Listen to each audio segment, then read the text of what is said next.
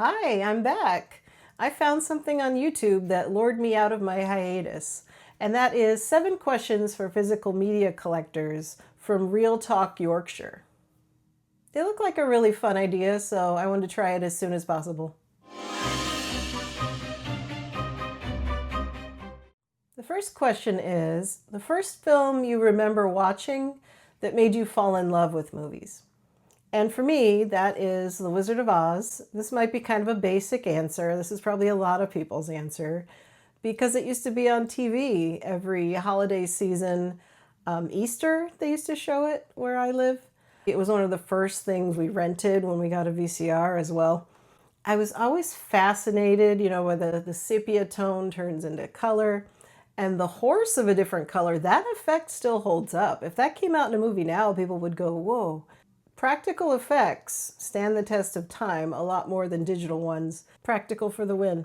I think it was the first time I really got the concept of, wow, this is a well-made movie. I don't think I really put much thought into it before that.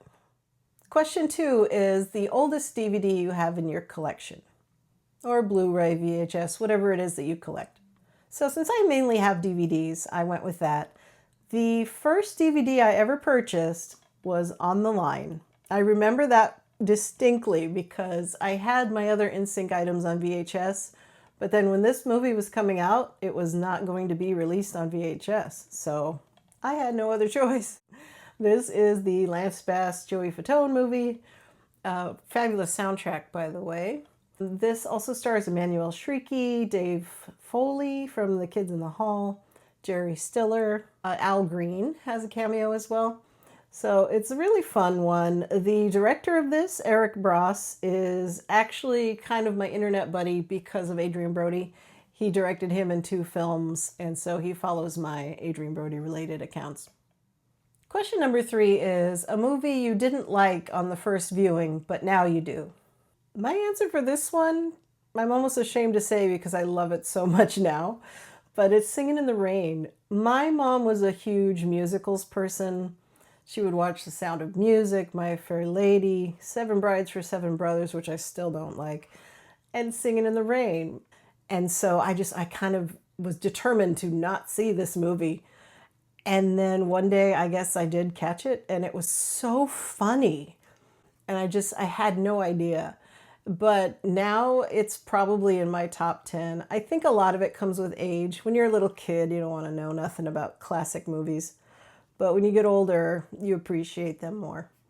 Hi, later on, Patricia here. I just wanted to note that I absolutely hate this DVD cover. Look at her eyes.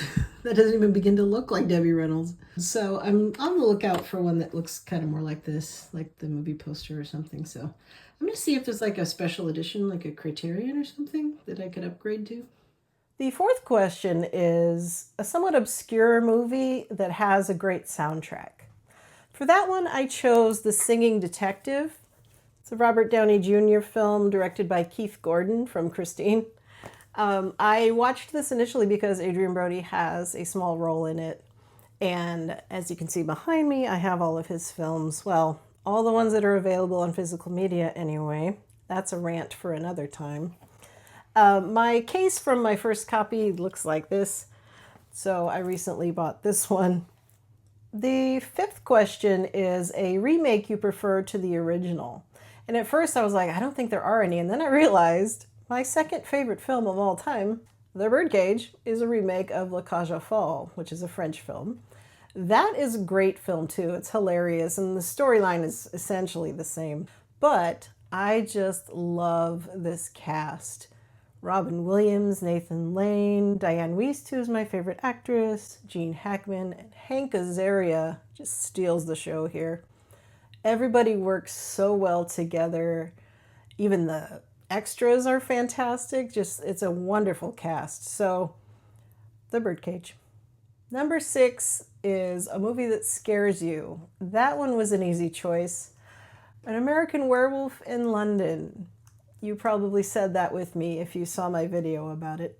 I have grown to like this film over the years, but initially I was super traumatized by it and avoided it for many years. but it does still scare me, especially that London Underground scene where you see the wolf come in. No, thank you.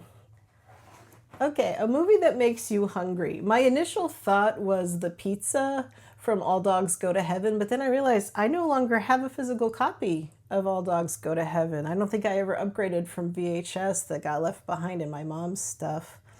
So I went with Defending Your Life. There's a scene here where Meryl Streep's character has this big bowl of pasta, you know, because they're in the afterlife and calories aren't a thing. And it just looks so good.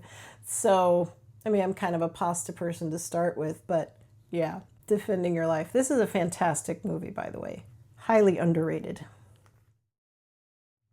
Well, that's about it. I hope to see this trend continue because I want to hear everybody's answers. So go check out Real Talk Yorkshire and then go over to his original video and comment because he wants to see the answers that people come up with. Thank you for watching. As Roger Ebert would say, I'll see you at the movies.